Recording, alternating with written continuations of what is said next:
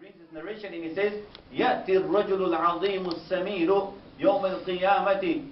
A person who is big, massive, hefty, big, who's very big. But لَا يَزِنُ. He will have no weight before Allah subhanahu wa ta'ala. He will not. And his weight will be before Allah subhanahu wa ta'ala جَنَاحَ بَعُوضَةٍ. His weight before Allah subhanahu wa ta'ala will be, and here he might be weighing 300 pounds, 400 pounds. But before Allah subhanahu wa ta'ala, that person will have no weight whatsoever except the weight of a wing of a mosquito. That is in the Sahih Bukhari.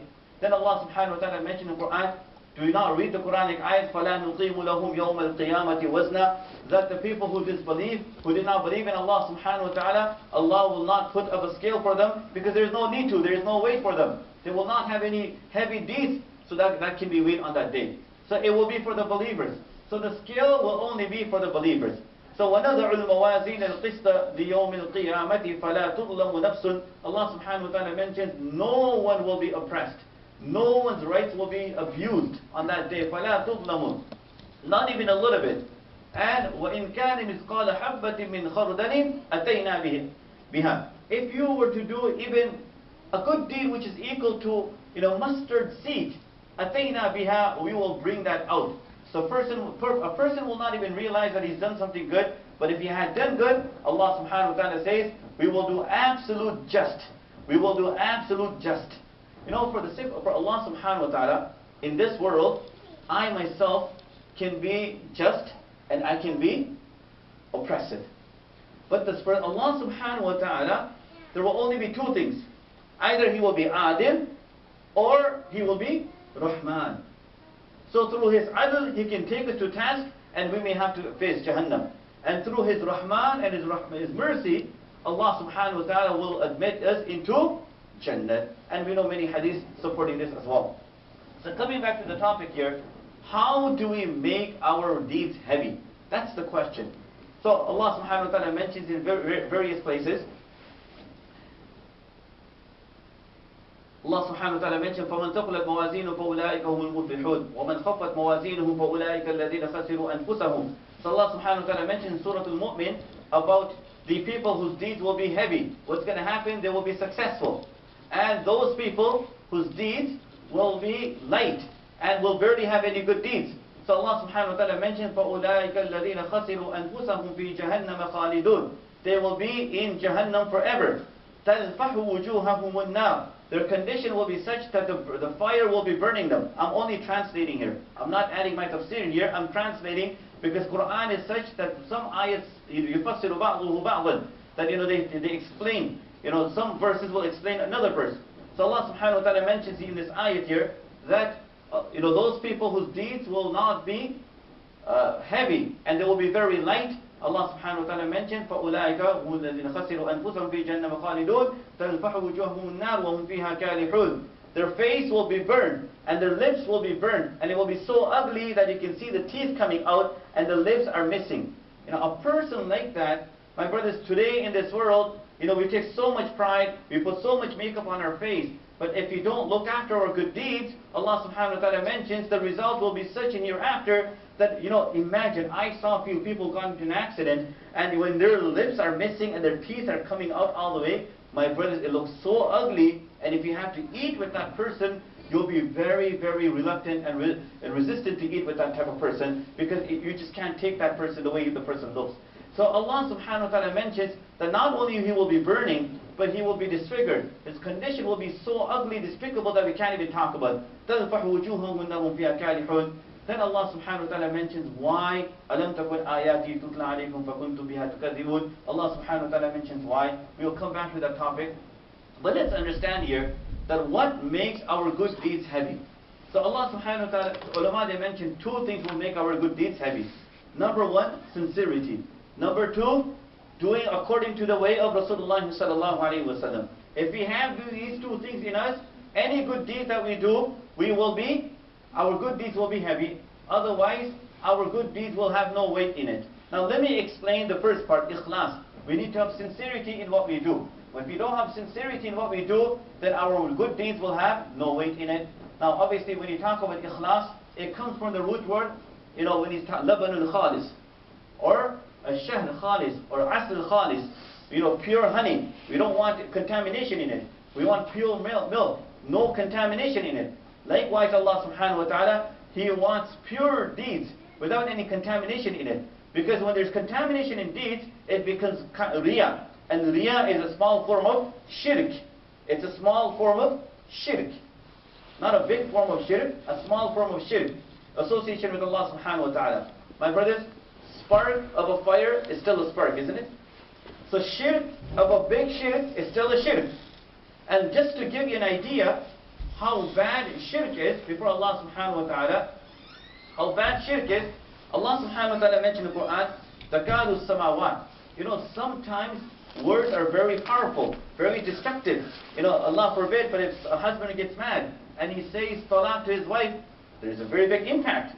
Likewise, Allah subhanahu wa ta'ala says that it's a mercy of Allah that Allah keeps the world intact.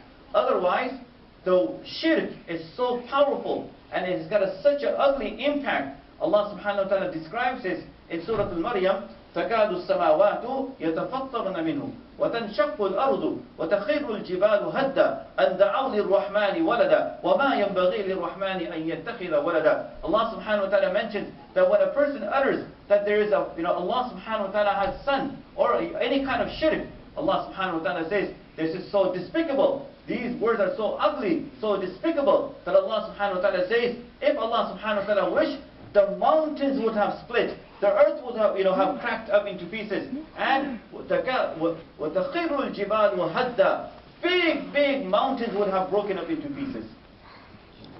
Allah subhanahu wa ta'ala mentioned three things: the heavens, the earth, and the mountains, all of them, simply by uttering one word. What kind of word? أَنْ دَعَوْا لِلرَّحْمَنِ وَلَدًا. So my brothers, that's a high level of shirk.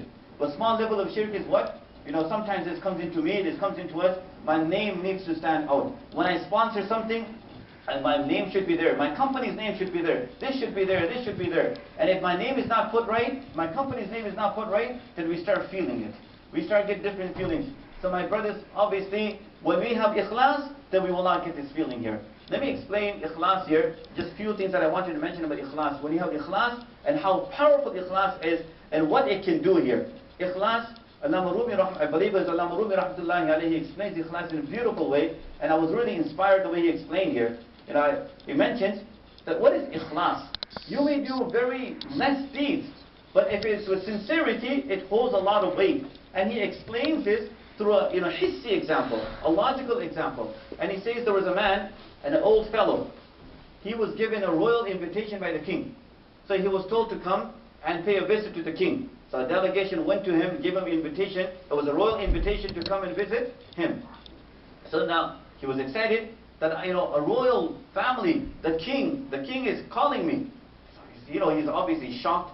Imagine if you were to get a invitation from a minister or from a hierarchy person, obviously we will be excited too. So this person was thrilled and he wanted to go meet him now. So now the day he was supposed to leave, he said that, if I go, back in the days, I don't know if this custom exists or not, but back in the days, I saw this in India as well. So whenever you used to go to someone's house, you would take something for them. So this person says, I'm a poor person, but I want to take something along with me for the king. Obviously, king is completely, he's not in need of anything. And this person knows, well, what is this person going to take for the king? So he says, the only thing I can think of is water. The water in my area is very nice, very clean, very sweet. So hopefully king will appreciate this here. So he takes this water. So when he's taking this water, he puts it in the clay pot. I'm sure you know what clay pot is, right? Matka, right? Matka, you call it matka. So the clay pot, he puts it in there and he's taking it.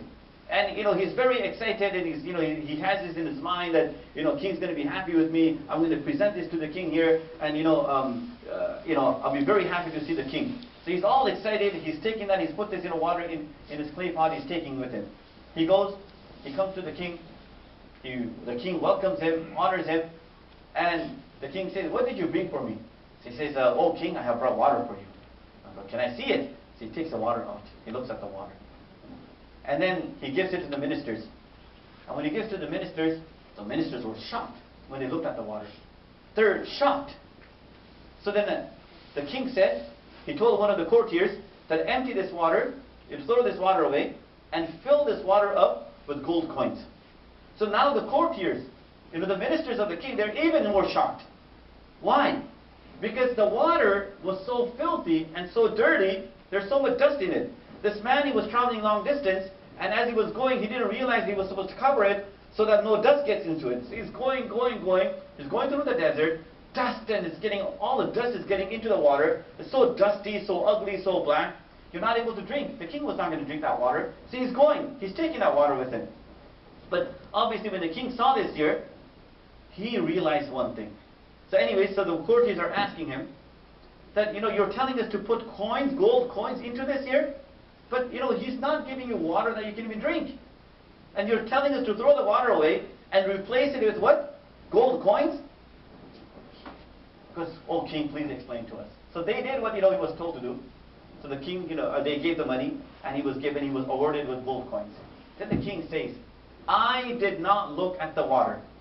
I did not look at the water. What I looked at was his sincerity. I looked at his sincerity, and the level of sincerity he came with, and it was based on that sincerity I awarded him. My brothers, me and you, when you come to pray salat here, Allah subhanahu wa ta'ala knows best what's in my mind. Only Allah subhanahu wa ta'ala knows best which business and which movie and where our mind is, roaming around when we're praying salat. But despite that, Allah subhanahu wa ta'ala will award us, inshallah. As long as we are sincere, when we are sincerity, inshallah, Allah subhanahu wa ta'ala will award us. Sincerity is very, very important. There's two hadiths I will explain, and then we will carry on. As far as sincerity is concerned, the very famous hadith we find Rasulullah sallallahu alayhi wa sallam mentioning that there are four categories of people. The first person is that person whom Allah subhanahu wa ta'ala has given him so much wealth, and he spends in the cause of Allah, in the path of Allah subhanahu wa ta'ala, and Allah subhanahu wa ta'ala is pleased with him. There's another person who has knowledge, but he does not have any money. So what does he do? All he does is he makes dua to Allah subhanahu wa ta'ala. Oh Allah subhanahu wa ta'ala, that you Allah, if I was given this wealth, then I would be doing exactly the same thing as this person's doing. Look how easy Allah has made it for us. We think about, I know a couple of youngsters when we were in Hajj, they were like, Mufti Sahib, make dua for us. The only dua I want to make is, that Allah gives me, good business and I become a millionaire. I had some youngsters, they were my friends, and when we were in Mina, that's the only thing they were asking me. We want to make this. But I'm thinking, are you sure you're going to be happy with that? I can give you many stories on this topic and explain, this money part here, but that's a different topic altogether. So again, this person here, he's got no money, but he's got ilm, and he makes dua to Allah. He only says one thing, and his job is very easy. All he does is, well, Allah, if I was given that money, he's sincere in what he's saying. Allah subhanahu wa ta'ala says, they both will share the same reward. They both will share the same reward. On the flip side, that person who has so much money, and he squanders that money, he wastes his money in evil things, wrong things, he will be punished. And that person who is jahil and does not have money, the key thing that Allah subhanahu wa ta'ala mentions here is what? Ilm. When you have knowledge in ilm, it makes a very big difference. It makes a very big difference, and it will save you from many things here. So that person who has no money, no knowledge, that person, what does he do? He makes the same niyat, that if I was given money, then I could be going to clubs, I could be partying, I could be doing this here. So Prophet ﷺ says they both will be, going through the same consequences and the punishment, etc., etc. So from this hadith, what do we learn? That one person, all he does is makes niyyah, and he gets so much reward. Now let me just make this practical here, and please take this message when you go. I want to try, obviously my time is up, and I knew my time was up already. But I want to finish this, tafsir here, but at the very same time, I want to keep this message in mind, and start practicing from today. This niyyah is so powerful, that you will never be able to imagine. And start practicing from now. One person, he eats food. And his intention is what?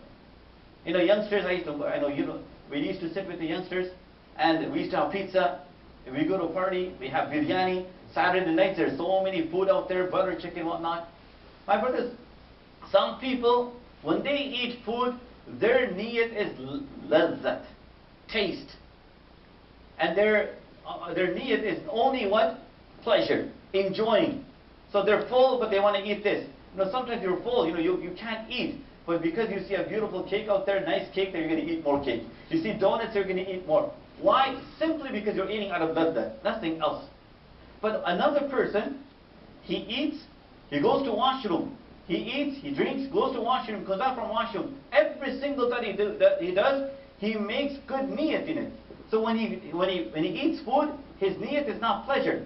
His niyat is not that lust. His niyat is not just lazat. His niyat is what? That when I eat this food here, Allah will give me strength. As a result of that, I will be standing before Allah subhanahu wa ta'ala and praying before Allah. I will be able to spend my energy before Allah subhanahu wa ta'ala in the cause of Allah subhanahu wa ta'ala. When he eats food, he makes niyat that through this, inshallah, Allah subhanahu wa ta'ala will make me the means of pious children. When he eats food, he makes all the good niyats that he can think of. So as a result of that, when he drinks water, he's making all these different niyats. When he goes to the washroom, what is he doing? Some people just go to washroom, they take hours and they come out. But this person is going to the washroom, is making good niyat. What is his niyat? That when I go to the washroom, I will relieve myself. As a result of that, I will keep myself healthy. When I keep myself more healthy, I will be able to worship Allah subhanahu wa ta'ala and be obedient to Allah subhanahu wa ta'ala even more. So every single thing that he's doing, he's making a niyat and he's getting reward for that. Likewise, my brothers, people get married. Two types of people that get, one person he gets married. Let's face it, many youngsters are sitting here. We get married. When you get married, the only thing that's in your mind is what? You're getting married for what? Lust. She's slim. She's 6 foot. She's this. She's got blue eyes. She's got green eyes. And you're just there. And you're just mesmerized when you look, wow. And you don't know. And my brothers, when they say, is it a love? Or is it just hormones going up there in the sky?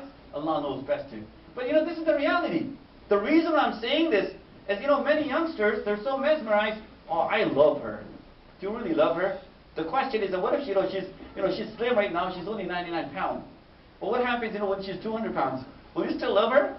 Or were you only after, you like her right now, you're crazy over her. But what happens if she gets into trouble? What if she has some kind of, problem? Will you still show your love to her? That's what you call love. And I can share many stories right now, but the time will finish.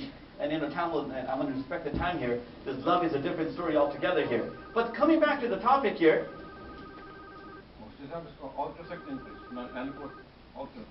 Everyone is agreeing with this little more time? Talking about the level, love here. This story, love. My brothers, our mothers are sitting here, our sisters are sitting here. Many, many times, my brothers, let's face it, that the love that we have, many times, if he did not get married with good intention, then my brothers, it's an artificial love.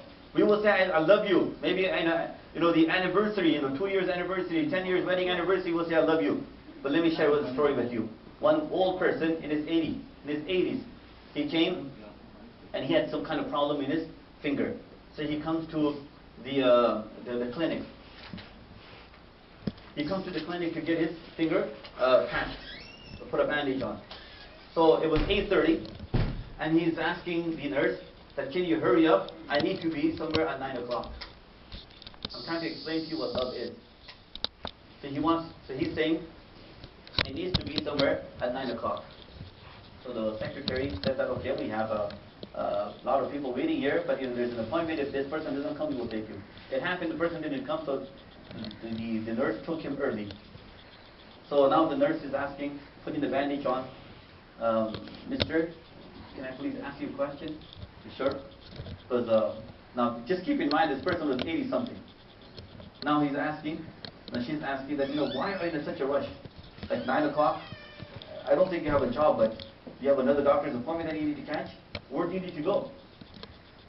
So, because I need to go to the rehab center. But why? I need to go see my family there. Who? My wife. What's wrong with her? She's been paralyzed, she's blind, and she cannot see. But every single day, I go there and I make sure that I eat my breakfast and my lunch with her. So the nurse asks this question. But she doesn't know that you're there. She goes, yes, I know she doesn't know that I'm here. So then why are you so particular about time and you always go there? She won't know that you didn't come. So what did he say? If she doesn't know, I know that I'm there. And I know that she's there. This is what you call love. My brothers, youngsters, today we get married because of lust and pleasure. My brother, that marriage will end up in divorce in 2 years and 3 years and 5 years.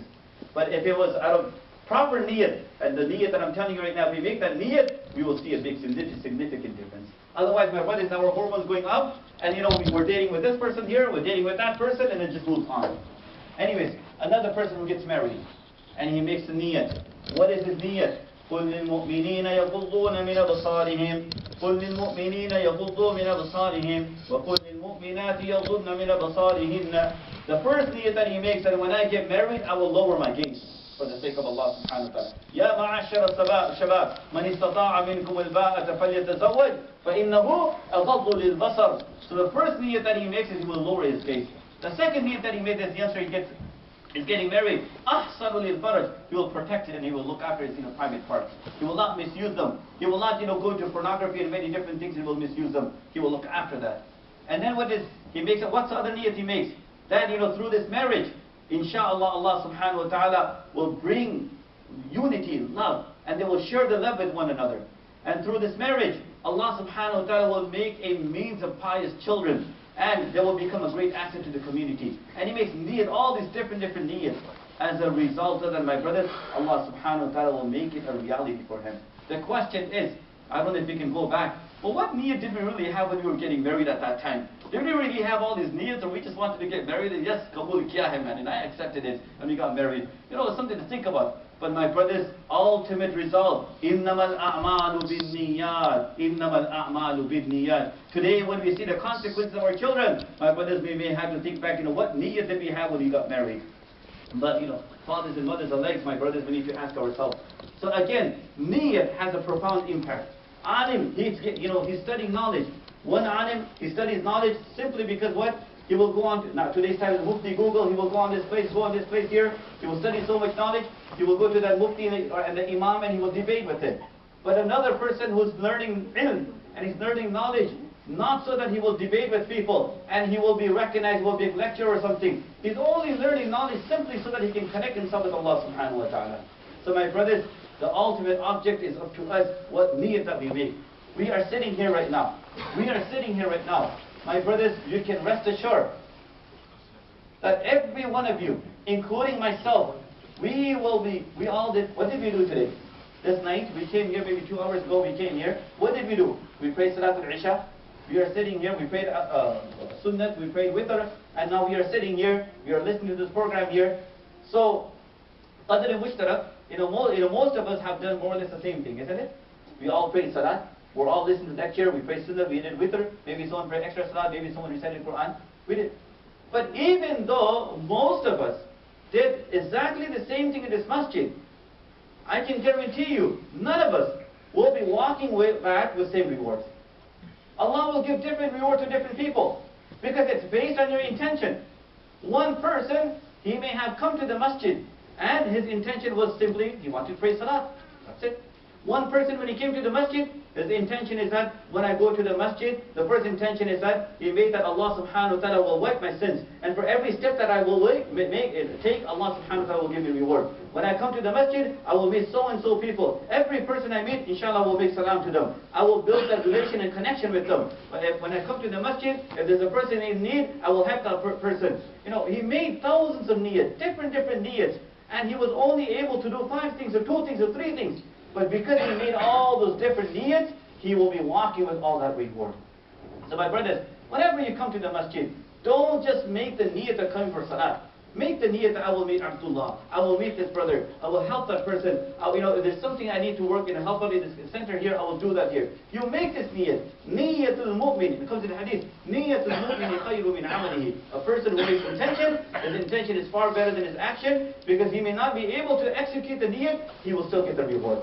So Rasulullah sallallahu alaihi wasallam says here, Allah subhanahu wa ta'ala mentioned, فَأَمَّا مَنْ ثَقُلَتْ مَوَازِينُهُ فَهُوَ فِي عِيشَةٍ رَاضِيَةٍ وَأَمَّا مَنْ خَفَّتْ مَوَازِينُهُ. As far as that person whose deeds barely have any weight, خَفَّت, they're very light, خَفَّت مَوَازِينُهُ, Allah subhanahu wa ta'ala mentioned, فَأُمُّهُ هَاوِيَةٌ فَأُمُّهُ هَاوِيَةٌ. What is hawiyah? What's the translation of this here? In Arabic language means what? Mother. Hawiyah. So if you look at the literal translation of this ayat here, فَأُمُّهُ هَاوِيَةٌ. His mother is Hawiyah. What is this? Allahu Akbar. My brothers, respected sisters, if you want to understand Quran, We will قُلْ لَئِنِ اجْتَمَعَتِ الْإِنسُ وَالْجِنُّ عَلَىٰ أَنْ يَأْتُوا بِمِثْلِ هَذَا الْقُرْآنِ لَا يَأْتُونَ بِمِثْلِهِ وَلَوْ كَانَ بَعْضُهُمْ لِبَعْضٍ ظَهِيرًا. The jinn and insan, if they were to get together to produce one ayat and one surah like the Quran, they will never be able to. But how do we understand that? How do we understand that? We have to understand balagha. We have to understand the poetry. We have to understand the eloquency of Arabic language. Till we don't understand that, we will never understand majaz al-mursal, isti'ara, all this tashbih, wajh tashbih, all the different types of tashbih. We will never understand all these different things here. Therefore, we will not understand that, we will not appreciate the balagha, the eloquency of Quran. Nevertheless, Allah subhanahu wa ta'ala uses the word فَأُمُّهُ هَاوِيَةٌ. And most of the mufassirin, they translate to mean what? Maskan, a place to stay. So, maskan, a place where a person will be staying. This brings me to another ayat, but obviously I don't want to go into that ayat now. فَأُمُّهُ هَاوِيَةٌ. His place, meaning his place of stay, abode will be Hawiyah. And we will explain what Hawiyah is. Hawiyah is basically Jahannam. Allah subhanahu wa ta'ala, فَأُمُّهُ هَاوِيَةٌ وَمَا أَدْرَاكَ مَا هِيَ. Do you know what Hawiyah is? نَارٌ حَامِيَةٌ, blazing fire. So in this ayat here, Allah subhanahu wa ta'ala mentions فَأُمُّهُ هَاوِيَةٌ. Now what's the connection between mother and maskan? There has to be some kind of ilaqa. You know, when you do isti'ab, I mean, you know, when you take a meaning, you know, that's how balagha here, ilaqa. I can't even explain what ilaqa is. There has to be some kind of connection between the two words. So if you take, you know, from one word, you take another meaning, there has to be some kind of ilaqa. So what is the connection between and what is the connection between maskan? Ulama, they mention, amazing, subhanallah, they mention that a mother, out of her compassion and love, she will hold on to her infant child and firmly, and even if there's a fierce wind, if there's a fire in the house, the person she's going to pick up is her child. She will care less about anything else. She will pick up her baby and run for her life. And she will make sure that she can risk her life, but she will hold on to the child very firmly and grab onto the child and don't let go of the child. Even though she will fall, but she will make sure that the child does not fall. So what does a mother do? Out of her mercy and love and out of compassion, she holds on to the child firmly. So Allah subhanahu wa ta'ala mentions, on the day of judgment, the mother will be Jahannam. So just like in the world, the mother out of compassion and love used to grab onto the child and not let go of the child. On the day of judgment, it will be the Jahannam that will be holding on to the person and not letting go of that person, like how the mother used to do in this world. This is what, you know, فَأُمُّهُ هَاوِيَةٌ فَأُمُّهُ هَاوِيَةٌ. Allahu Akbar. You know, just to understand this here, let me explain one more thing here. I think people have time. It's amazing how Allah subhanahu wa ta'ala explains two words and how they're connected. You know, Allah subhanahu wa ta'ala mentions, you know, the ayat, the backbiting. You know that ayat of backbiting? Allah subhanahu wa ta'ala mentions what? That لا يغتب بعضكم بعضا أيحبك أحد أن يأكل لحم طيبة فكرهتموه. Everyone knows they shouldn't backbite. If you backbite, then Allah subhanahu wa ta'ala mentions أيحب أحدكم أن يأكل لحم أخيه ميتا فكرهتموه. Now, love. Look at the word that Allah subhanahu wa ta'ala uses. أيحب أحدكم. And the word that Allah subhanahu wa ta'ala, on one side is using the word love. And on the other side, you know, flesh. Who's going to eat flesh? So look at the word Allah subhanahu wa ta'ala is love. Now normally when you use love, what do you use love for? Good things. Loving Allah subhanahu wa ta'ala, Rasulullah sallallahu alayhi wa sallam, and many different things here. But no one will, now, and on the other hand, carcass, dead meat, flesh. It's akin to what? Something which is dirty, filthy. You don't want to touch that. It smells. So would you say, in our language, would you say that do you love your excretion? No one will say that. अपनी जुबान में कभी कहते कि आप मोहब्बत करते पखाने से, no one will say that. You will use like, you will use would you want, you will use these words here. But Allah subhanahu wa ta'ala uses the word mahabbat. And Allah subhanahu, on the other hand, Allah subhanahu wa ta'ala, to show the extreme ugliness of this sin here, Allah subhanahu wa ta'ala uses the word hub, and on the other hand, Allah subhanahu wa ta'ala uses the word